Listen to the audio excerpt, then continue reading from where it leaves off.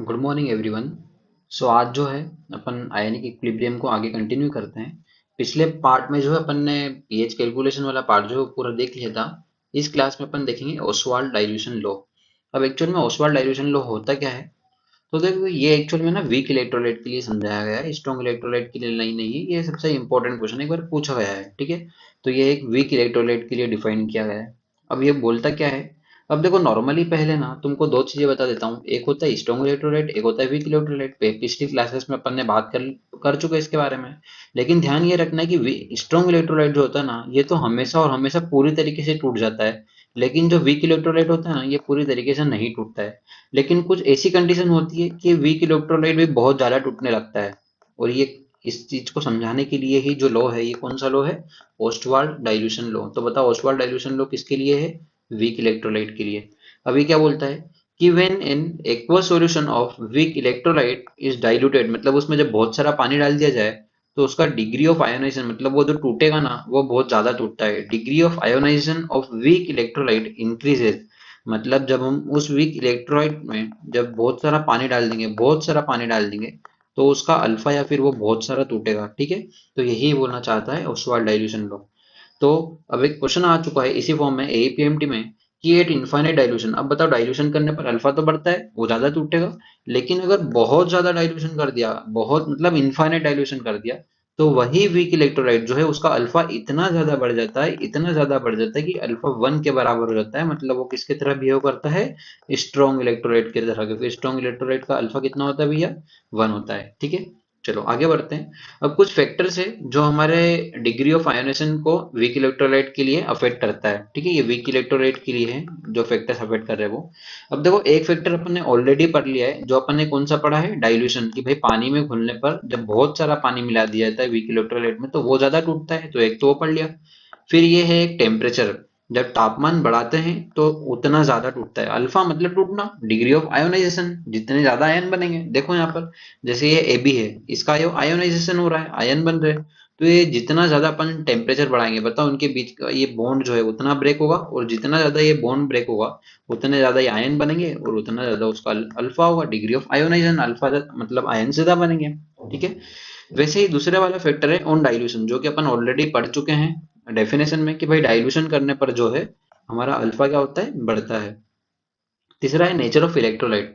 देखो इलेक्ट्रोलाइट के नेचर पे कैसे डिपेंड करेगा। जैसे मान लो कि एक स्ट्रॉन्ग इलेक्ट्रोलाइट है, ठीक है। स्ट्रॉन्ग इलेक्ट्रोलाइट है तो बताओ वो पानी में डालने पर पूरी तरीके से टूट जाएगा। Substance which break completely on dissolving in water, उसको बोलते हैं स्ट्रॉन्ग इलेक्ट्रोलाइट।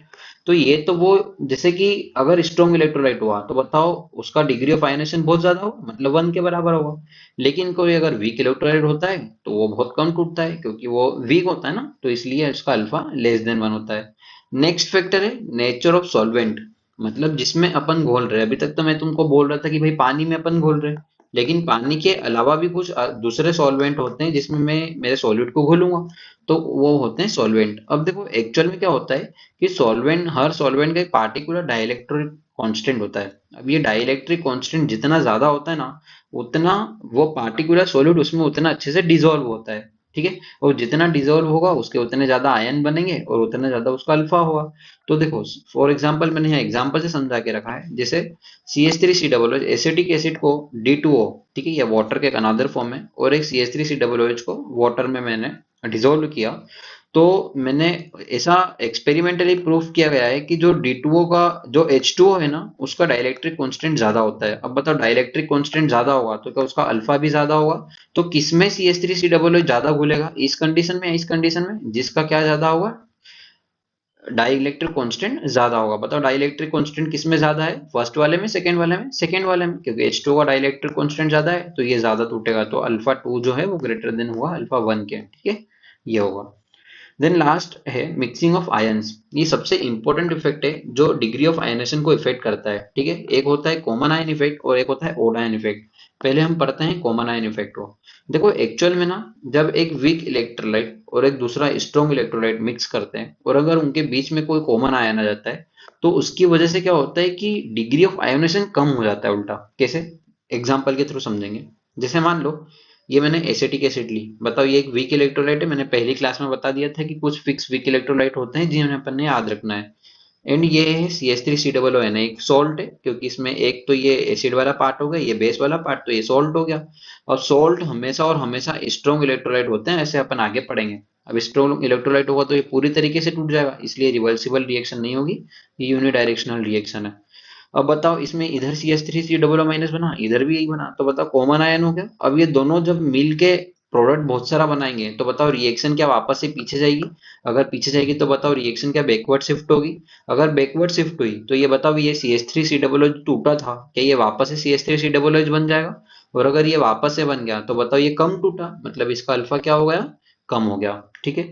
अब एक बात यहाँ से ये कुछ पॉइंट समझने की है, ये बहुत ही इंपॉर्टेंट पॉइंट्स है जो स्टूडेंट्स को समझ में नहीं आते, वो हमें कुछ समझना है।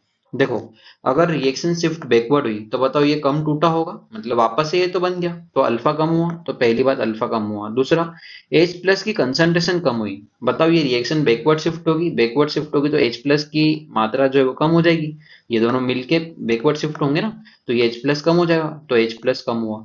अब H प्लस जो है वो इन्वर्सली प्रोपोर्शनल होता है पीएच के, तो पीएच बढ़ जाएगी, और सीधी सी बात है पीएच बढ़ती है तो एसिडिक नेचर कम हो जाएगा। ठीक है। यही सेम टू सेम एग्जांपल जो है ये वाला है, एक बार इसे भी देख लेते हैं। जैसे मान लो NH4OH एक वीक इलेक्ट्रोलाइट होता है, ये एक सॉल्ट है। अगर वीक इलेक्ट्रोलाइट को और स्ट्रॉन्ग इलेक्ट्रोलाइट को मिक्स करते हैं एक ही सॉल्यूशन में, तो इधर से ये बनाता है NH4, ये भी बनाता है NH4, इधर ये OH माइनस Cl माइनस निकालता है। ठीक है। अब ये दो फिर से वापस कॉमन आयन हो गए, कॉमन आयन हो गए तो ये मिल के वापस इधर प्रोडक्ट से रिएक्टेंट की साइड जाएंगे, अगर इधर की साइड रिएक्टेंट की साइड जाएंगे तो ये वापस से कौन सा शिफ्ट हो जाएगा? बैकवर्ड शिफ्ट हो जाएगा। अगर रिएक्शन का बैकवर्ड शिफ्ट होगा तो वापस ये जो टूटा था ये वापस से बनने लगेगा, मतलब ये वापस का अल्फा क्या हो जाएगा? कम हो जाएगा। तो वही सिमिलर बात कि ये OH माइनस इस बार कम होगा क्योंकि रिएक्शन वापस बैकवर्ड जाएगी। OH माइनस कम हुआ तो बेसिक नेचर कम होगा, क्योंकि OH minus depends on basic nature. और दूसरा है, अगर बेसिक नेचर कम हुआ तो पीएच भी कम हो जाएगी। ठीक है। नेक्स्ट है मेरा, एक तो अपन ने पढ़ लिया कॉमन आयन इफेक्ट, नेक्स्ट है ओड आयन इफेक्ट। ये कॉमन आयन इफेक्ट के बाद में सेकंड नंबर का फैक्टर है ओड आयन इफेक्ट। ठीक है। और आयन इफेक्ट क्या होता है? सेम टू सेम, एक वीक इलेक्ट्रोलाइट और एक स्ट्रॉन्ग इलेक्ट्रोलाइट, लेकिन उन दोनों के बीच में इस बार कोई ओड आयन हो। ओड आयन कैसे, अपन एग्जांपल के थ्रू समझते हैं।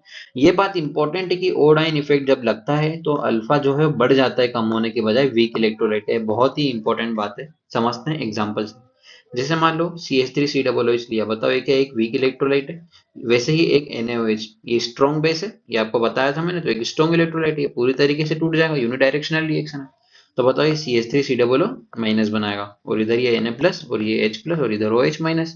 अब बताओ H प्लस और OH माइनस क्या मिल के वाटर बना सकते हैं? तो बताओ ये प्रोडक्ट जो है और कम हो गया। अगर ली चैटलियर प्रिंसिपल की बात करें तो यही तो बोलते हैं कि अगर प्रोडक्ट कम हुआ तो रिएक्शन और फॉरवर्ड शिफ्ट होगी, और अगर रिएक्शन और फॉरवर्ड शिफ्ट होगी तो ये उतना ज्यादा टूटेगा, और जितना ज्यादा ये टूटेगा इसका अल्फा उतना ज्यादा होगा। तो इसलिए जब कॉमन ओड आयन इफेक्ट लगता है तो उस केस में अल्फा ऑफ वीक इलेक्ट्रोलाइट बढ़ता है।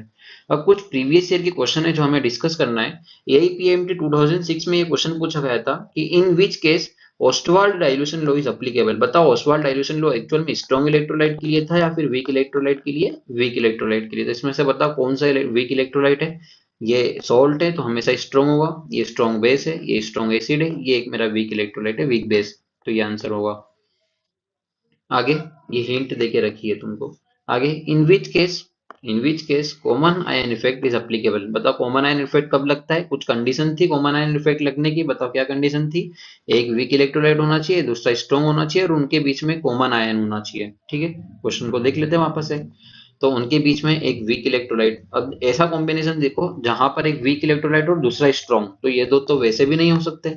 अब ये एक वीक इलेक्ट्रोलाइट है और ये एक स्ट्रॉन्ग इलेक्ट्रोलाइट है। ठीक है। ये वीक इलेक्ट्रोलाइट, ये स्ट्रॉन्ग इलेक्ट्रोलाइट, और इन दोनों के बीच में कॉमन आयन है, बताओ कौन सा? H प्लस कॉमन आयन है। ठीक है। तो ये कॉमन आयन इफेक्ट शो करेगा। ठीक है। ऐसे ही सेम टू सेम यहाँ पर बताओ, यहाँ पर कॉमन आयन कौन सा है तुम्हारा? NH4 plus. ठीक है।